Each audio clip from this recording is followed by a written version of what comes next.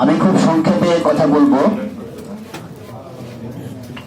আমাদের কলিগ সাইদ খান বলে গেছেন, ন্যায্য হিস্সা দাবি করেছেন, সাংবাদিকরা কিছু পাচ্ছে না সেটা বলে গেছেন। কিন্তু আমার দুঃখ হলো যে বিএনপি যখন ক্ষমতায় আছে তখন বিএনপির একটা গ্রুপের কারণে সাংবাদিকরা বেকার হচ্ছে। আজকে কাদের গনি চৌধুরী বেকার হয়েছে বিএনপির একটা গ্রুপের কারণে। আজকে জাতীয় প্রস্তাবের সভাপতি বেকার হয়েছে বিএনপির একটা গ্রুপের কারণে। গত 28 তারিখে বেকার হয়েছি আমি বিএনপির একটা গ্রুপের কারণে। বিএনপি যদি আমাদেরকে বেকার করে আমরা বিচার দিব কার কাছে? বিএনপি যদি আমাদেরকে বেকার করে আমরা বিচার দিব কার কাছে? এখন বিএনপির একটা হাইব্রিড ভোট দাঁড়িয়ে গেছে, যারা এখন মিডিয়া নিয়ন্ত্রণ করছে। এটা দুঃখজনক। আমি আমার একটা ব্যক্তিগত অভিজ্ঞতার কথা বলছি। আমাদের বরেণ্য সাংবাদিক গাফফার চৌধুরী, উনি ওনার লেখায় যতগুলা নাম দিতেন সবগুলা ছিল মৃত মানুষ, যাতে কোনো সাক্ষী দিতে পারতো না।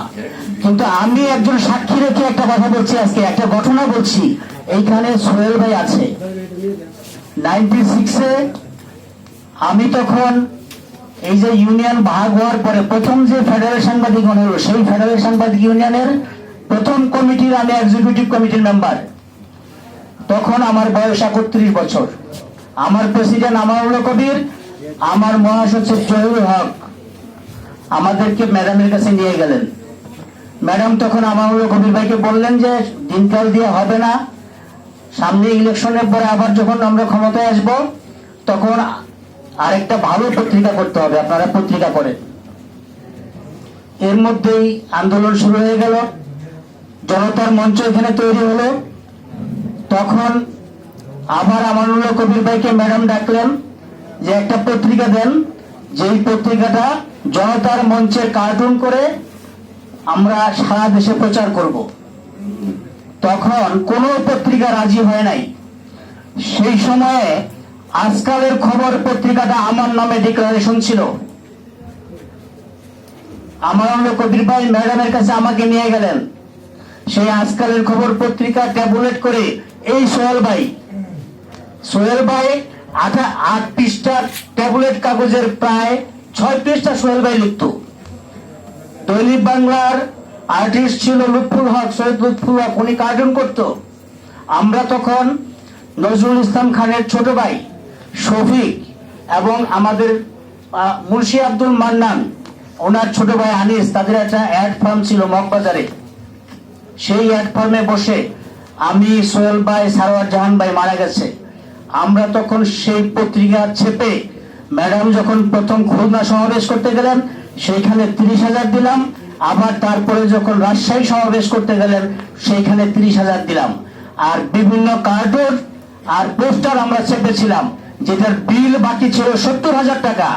ইলেকশনের পরে সেই টাকা আমরা দিতে পারি নাই। তখন আমরা কয়েকজন চাঁদা ধরে সেই বিল পরিশোধ করেছি। ওইটার কারণে আমার নামে মামলা হয়েছিল। সে মামলা 5 বছর চলেছিল। পরবর্তী সময় বিএনপি যখন ক্ষমতায় আসে, আবার ঢাকার ডিসি ছিল তখন মোমেন সাহেব, এই যে দুদকের চেয়ারম্যান ছিলেন, আর দিনকালের এক সময় সাংবাদিক ছিলেন, তার নাম হলো শাহিনুল ইসলাম, তিনি ছিলেন এডিএম। এই দুজন মিলে সেই মামলা থেকে আমাকে রক্ষা করেন। এর পরবর্তীতে আরেকটা মামলা হয়, সেই মামলা আমার নামে আর এই যে নাহিদের শ্বশুর বেলায়েত ভাই, এবং সে নাহিদও ছিল সেই মামলার আসামি। আমাদের 3 জনকে মামলার আসামি করা হয়। সেই মামলা থেকে বাঁচার জন্য আমি, বেলায়েত ভাই, নাহিদ, আমরা একটা কোম্পানি করে আজকালের খবর চালাচ্ছিলাম। তখন বাধ্য হয়ে সেই পত্রিকা দেশবন্ধুকে আমরা বিক্রি করে দিয়েছি সেই মামলা থেকে বাঁচার জন্য। আজকে আমাদেরকে কোশ্চেন করা হয় আমরা নাকি বিএনপি না,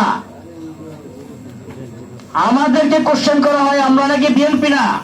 31 বছর আগে যেই কাজটা করেছিলাম, 31 বছর আগে সোহেল ভাই যেই কাজটা করেছিল, এখন আমাকে সেই দায়িত্ব দিলে আমি সেই কাজটা করতাম না।